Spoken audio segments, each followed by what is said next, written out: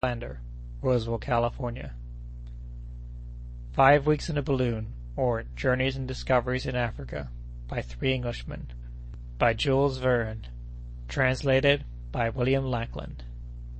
Chapter 40. Dr. Ferguson's Anxieties. Persistent Movement Southward. A Cloud of Grasshoppers. A View of Jenny. A View of Sego. Change of the Wind. Joe's Regrets. The flow of the river was at that point divided by large islands into narrow branches, with a very rapid current. Upon one among them stood some shepherds' huts, but it had become impossible to take an exact observation of them, because the speed of the balloon was constantly increasing.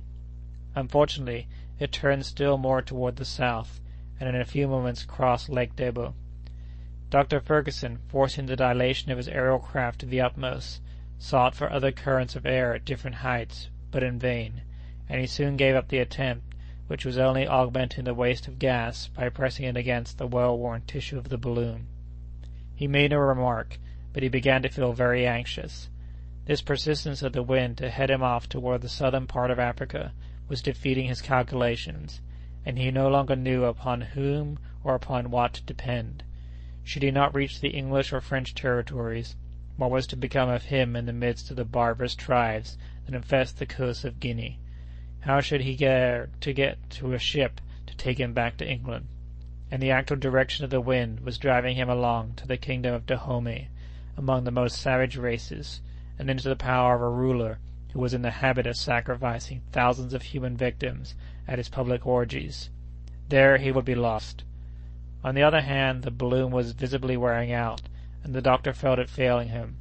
However, as the weather was clearing up a little, he hoped that the cessation of the rain would bring about a change in the atmospheric currents. It was therefore a disagreeable reminder of the actual situation when Joe said aloud, "There! The rain's going to pour down harder than ever, and this time it will be the deluge itself, if we're to judge by a young cloud that's coming up." "What? Another cloud?" asked Ferguson. "Yes, and a famous one," replied Kennedy. "I never saw the like of it," added Joe. "I breathe freely again," said the doctor, laying down his spyglass. "That's not a cloud?" "Not a cloud?" queried Joe with surprise. "No, it is a swarm." "Eh?" "A swarm of grasshoppers." "That? Grasshoppers?" "Myriads of grasshoppers that are going to sweep over this country like a waterspout, and woe to it, for should these insects alight, it will be laid waste." "That would be a sight worth beholding." "Wait a little, Joe. In 10 minutes that cloud will have arrived where we are, and you can then judge by the aid of your own eyes." The doctor was right. The cloud, thick, opaque, and several miles in extent, came on with a deafening noise, casting its immense shadow over the fields. It was composed of numberless legions of that species of grasshopper called crickets. About 100 paces from the balloon, they settled down upon a tract full of foliage and verdure. 15 minutes later the mass resumed its flight, and our travelers could, even at a distance, see the trees and the bushes entirely stripped, and the fields as bare as though they had been swept with the scythe. One would have thought that a sudden winter had just descended upon the earth, and struck the region with the most complete sterility.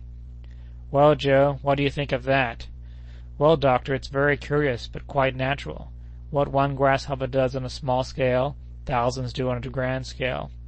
"It's a terrible shower," said the hunter, "more so than hail itself in the devastation it causes." "It is impossible to prevent," replied Ferguson. "Sometimes the inhabitants have had the idea to burn the forests, and even the standing crops, in order to arrest the progress of these insects. But the first ranks plunging into the flames would extinguish them beneath their mass, and the rest of the swarm would then pass irresistibly onward. Fortunately, in these regions there is some sort of compensation for their ravages, since the natives gather these insects in great numbers and greedily eat them." "They are the pawns of the air," said Joe, who added that he was sorry that he had never had the chance to taste them, just for information's sake. The country became more marshy toward evening. The forest dwindled to isolated clumps of trees, and on the borders of the river could be seen plantations of tobacco, and swampy meadowlands fat with forage. At last the city of Jenna, on a large island, came in sight, with the 2 towers of its clay-built mosque, and the putrid odor of the millions of swallows' nests accumulated in its walls. The tops of some baobabs, mimosas, and date trees peeped up between the houses, and even at night the activity of the place seemed very great. Jenna is, in fact, quite a commercial city. It supplies all the wants of Timbuktu. Its boats on the river and its caravans along the shaded roads bear thither the various products of its industry. Were it not that to do so would prolong our journey, said the doctor, I should like to alight at this place. There must be more than one Arab there who has travelled in England and France, and to whom our style of locomotion is not altogether new. But it would not be prudent. Let us put off the visit until our next trip, said Joe, laughing. Besides, my friends, unless I am mistaken, the wind has a slight tendency to veer a little more to the eastward, and we must not lose such an opportunity. The doctor threw overboard some articles that were no longer of use, some empty bottles, and a case that had contained preserved meat, and thereby managed to keep the balloon in a belt of the atmosphere more favorable to his plans.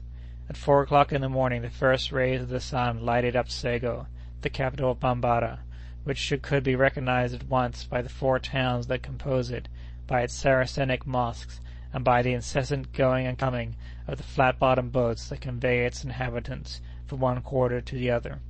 But the travellers were not more seen than they saw. They sped rapidly and directly to the northwest, and the doctor's anxiety gradually subsided. 2 more days in this direction, and at this rate of speed we'll reach the Senegal River. And we'll be in friendly country? Asked the hunter. Not altogether, but if the worst came to the worst, and the balloon were to fail us, we might make our way to the French settlements.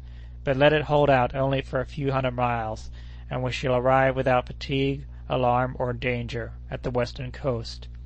And the thing will be over, added Joe. Hey-ho, so much the worst. If it wasn't for the pleasure of telling about it, I would never want to set foot on the ground again. Do you think anybody will believe our story, Doctor? Who can tell, Joe? One thing, however, will be undeniable. 1,000 witnesses saw us start on one side of the African continent, and 1,000 more will see us arrive on the other. And in that case, it seems to me that it would be hard to say that we had not crossed it, added Kennedy. Ah, Doctor, said Joe again, with a deep sigh, I'll think more than once of my lumps of solid gold ore. There was something that would have given weight to our narrative. At a grain of gold per head, I could have got together a nice crowd to listen to me, and even to admire me. End of Chapter 40 of 5 Weeks in a Balloon.